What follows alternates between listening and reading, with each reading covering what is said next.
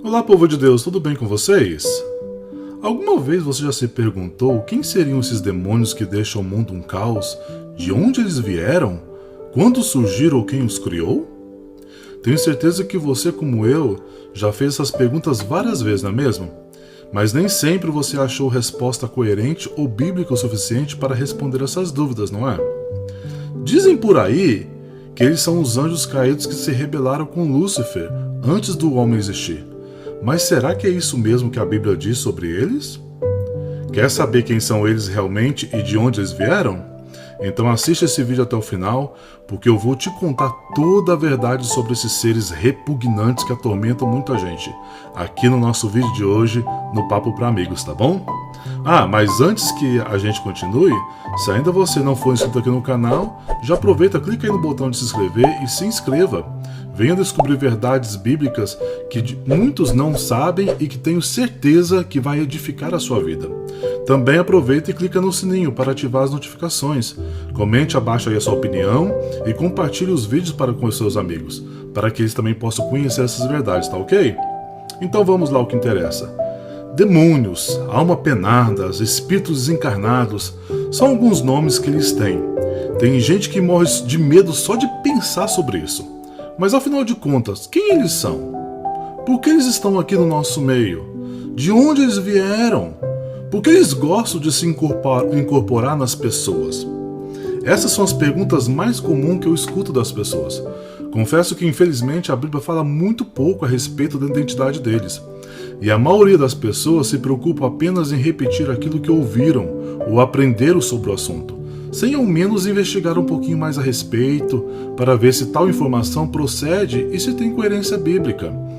No vídeo que coloquei aqui no canal sobre a verdade do dilúvio que ninguém explica, lá eu dei alguns detalhes, algumas indicações a respeito do que estava acontecendo naquela geração pré-diluviana, que ali, além do óbvio, é que estava afetando a humanidade de tal maneira que fez com que Deus decidisse destruir quase que a humanidade por inteiro, para evitar algo que estava acontecendo muito mais grave e muito pior. Se você não assistiu o vídeo, dá uma olhadinha lá depois, vou deixar o link aqui abaixo na descrição para você ver, tá bom? Mas agora, para que possamos rastrear a origem dos demônios e descobrir a sua verdadeira identidade, nós precisamos primeiramente entender as suas características, vontades e ações. Isso irá nos ajudar a identificar o que eles não são, primeiramente, para aí então podemos saber o que eles realmente são. Por que isso é importante? Porque a maioria das pessoas aprendeu e replicam essa informação dizendo que os demônios são os anjos caídos, lembra? Aquela terça parte dos anjos que se rebelaram com Lúcifer em seu plano de se tornar como Deus, que está descrito lá em Isaías 14, então a maioria das pessoas pensam assim. Mas quando você observa as escrituras e vê um pouquinho mais detalhado, você vai perceber que ela diz que esses anjos que se rebelaram com Lúcifer estão presos, aguardando o dia do juízo. Olha o que Pedro vai falar lá em 2 Pedro, capítulo 2, versículo 4. Ele diz assim: porque Deus não perdoou aos anjos que pecaram, mas tendo-os lançado no abismo, os aprisionou em cadeias de escuridão, ficando reservados para o juízo. Nesse texto está escrito que eles foram lançados no abismo, aprisionados e reservados para o dia do juízo. Eles não estão soltos, de acordo com Pedro. Que pecado foi este que esses anjos cometeram? Judas responde isso em sua carta e confirma a mesma ideia que Pedro escreveu. Olha o que ele vai dizer lá em Judas 6. E aos anjos que não guardaram o seu principado, mas deixaram a sua própria habitação, os reservou. Quem? Deus. Os reservou na escuridão e em prisões eternas, até o juízo daquele grande dia. Nesse texto, ele está se referindo que os anjos caídos estão presos, aguardando o dia do juízo do trono branco, por terem abandonado o lugar de autoridade e a missão que haviam recebido de Deus para seguir a rebelião de Lúcifer. Ambos os apóstolos deixam bem clara a ideia de que esses anjos rebeldes estão presos esperando o dia do juízo e não que estão soltos, como muitos acreditam. Agora, Se os dois apóstolos dão a entender que os anjos estão presos, então quem seriam esses seres espirituais soltos por aí, perturbando a nossa vida e incorporando nas pessoas? Para responder essa pergunta, primeiramente precisamos saber quem eles não são. E aqui o primeiro ponto é: eles não são apenas espíritos, como os anjos são, por exemplo, pois o espírito não possui alma humana com desejos, vontades e paixões como nós temos. Anjo, que é espírito, não sente fome, não sente sede, não sente sono, não se excita por ninguém, não tem atração física por uma pessoa, nem ódio, nem medo, nem coisas do gênero. Esse tipo de coisa não acontece com os anjos, somente aos humanos. Mas você já percebeu que os demônios têm todas essas características humanas? Eles pedem comida, bebida, sente medo, sente dor, tem atração física, sente ódio e coisas semelhantes como essas, que são características meramente humanas. Já viu algum anjo na Bíblia pedindo comida ou desejando alguma mulher? Não acontece isso, não é verdade? Olha um raciocínio lógico, raciocina um pouquinho. Jesus disse que os demônios nos submetem e podem ser expulsos através do nome dele. Mas os anjos não obedecem a homens e nem temos autoridade sobre eles. Se os demônios fossem anjos caídos, como podemos expulsá-los se anjo não obedece à ordem de homens? Segundo ponto, eles não são anjos. Outra característica dos demônios é que eles sempre buscam um corpo para se apossar. Parece que não gostam de viver desincorporados. Precisam estar dentro de alguém, mesmo que sejam muitos no seu corpo, eles não se importam. Já em relação aos anjos, não existe nenhuma referência bíblica dando a alusão de que um anjo tenha incorporado num ser humano por qualquer motivo. Não existe isso. Também não existe nenhuma referência bíblica dizendo que Deus criou essas criaturas demoníacas, o que nos leva a crer que elas eram outra coisa antes e em algum momento se transformaram nesses seres demoníacos. A mesma coisa que aconteceu com os anjos caídos, que eram anjos belos, e se transformaram em seres horríveis, como descrito lá em Apocalipse capítulo 9. Então, se eles não eram anjos, o que eles eram antes? E o que eles fizeram para se transformarem nesses seres demoníacos? Parece que a resposta é meio que óbvia, não? Se eles gostam de exigir que seu hospedeiro seja forçado a fazer coisas que normalmente uma pessoa em sã consciência jamais faria, isso mostra suas vontades e desejos humanos totalmente deturpados. Por exemplo, eles levam a pessoa a praticar canibalismo, sexo com cadáveres, ter atração sexual por crianças, pedem comida e bebida para rituais, desejam relações com o mesmo sexo, odeiam e sentem medo de Deus e de seus servos. Fica aí então evidente a vontade e os desejos deles sendo posto em ação. Isso é uma característica de uma alma humana. E você já percebeu que quando uma pessoa que está sendo hospedeiro de um demônio se deixar de obedecer à vontade dele, ou se é exposta a uma autoridade espiritual da parte de Deus, essas criaturas sentem medo, sentem ódio, dor, raiva e se descontrolam totalmente por terem sido confrontados? Então, anjos não têm esse tipo de sentimento e nem esse tipo de comportamento. Esse tipo de comportamento nos revela que trata-se de seres espirituais com alma humana, o que provavelmente deve ter sido humanos em algum momento. Mas se eles foram humanos um dia, como e quando eles deixaram de ser humanos? Você já parou para se perguntar a quem Paulo estava se referindo quando ele escreveu o versículo lá em Romanos capítulo 14? Olha o que diz o texto. No entanto, a morte reinou desde Adão até Moisés. Ou seja, desde Adão até o cumprimento da lei de Moisés, a morte vencia todas.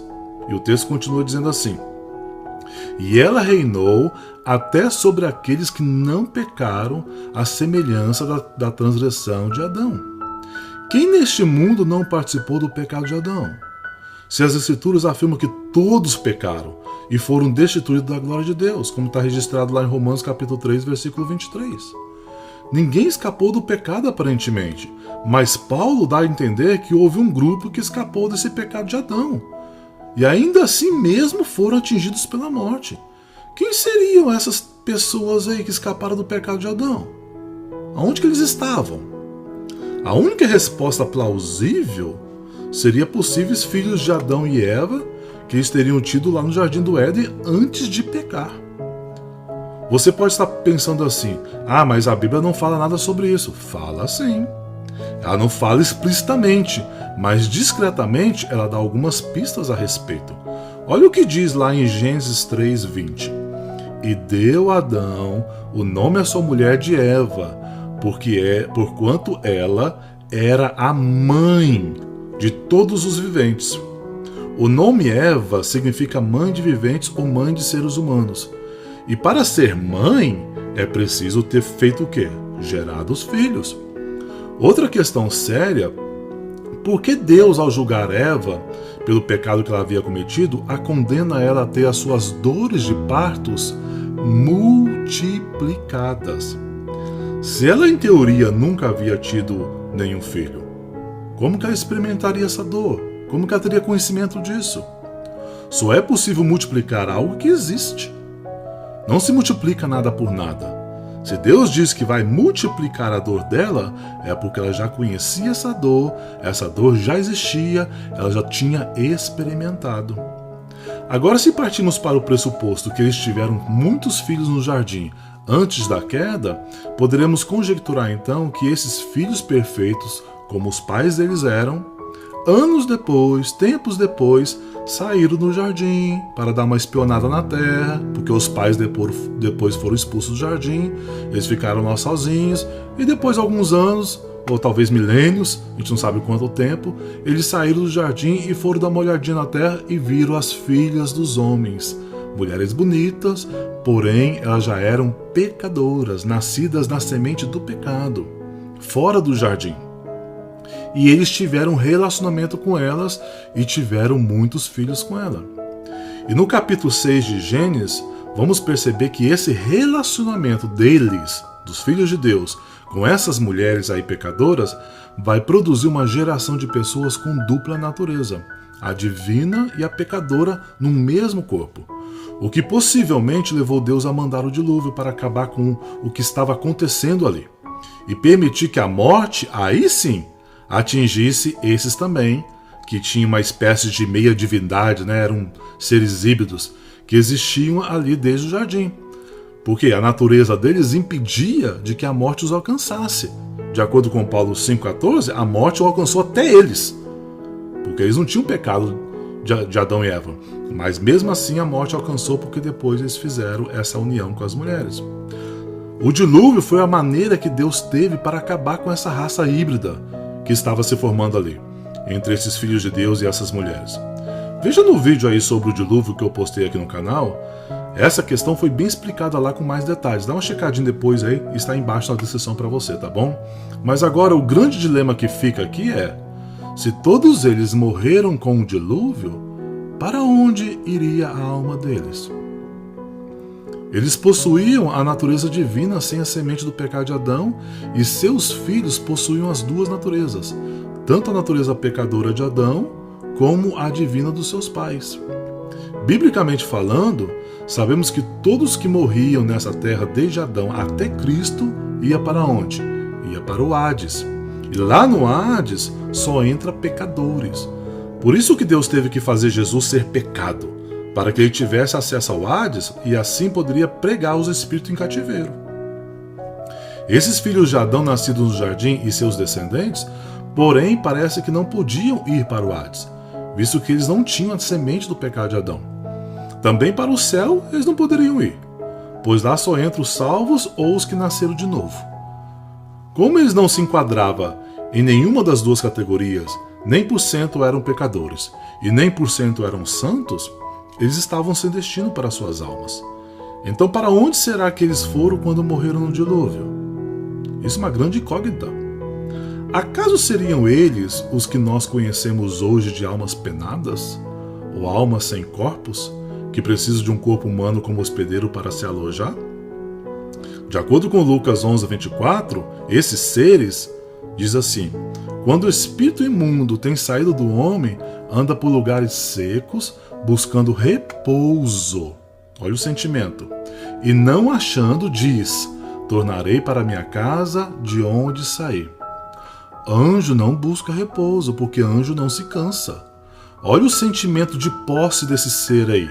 O desejo de achar repouso, de descanso. A esperança de voltar para a própria casa que tinha saído. Isso é coisa de alma humana, você não acha? Será que os demônios seriam esses filhos de Deus, filhos de Adão e Eva, nascidos no jardim antes do pecado? Com os seus descendentes que morreram lá no dilúvio e não tinham para onde as suas almas irem, ficando assim aqui à mercê do controle do diabo que os transformou em seus demônios? Tipo assim, uma espécie de exército de mortos-vivos vagueando pela terra, possuindo as pessoas que não têm selo do Espírito de Deus para poderem voltar a se sentirem humanos outra vez? Parece bem provável, não parece? Fica aí esse enigma para você pensar um pouquinho, tá bom? Mas nos outros vídeos eu vou detalhar um pouco mais a respeito dessa história. Dá uma olhadinha lá que você vai ver. Mas me conta uma coisa, o que você acha que seriam eles? Quem você acha que seriam esses demônios aí? Fala aí nos comentários para mim aí abaixo, deixa aí a sua opinião, queria saber. E também não se esqueça, né, de se inscrever aqui no canal, deixar o seu like, ativar o sininho aí para que você possa ser notificado dos próximos vídeos e compartilhe com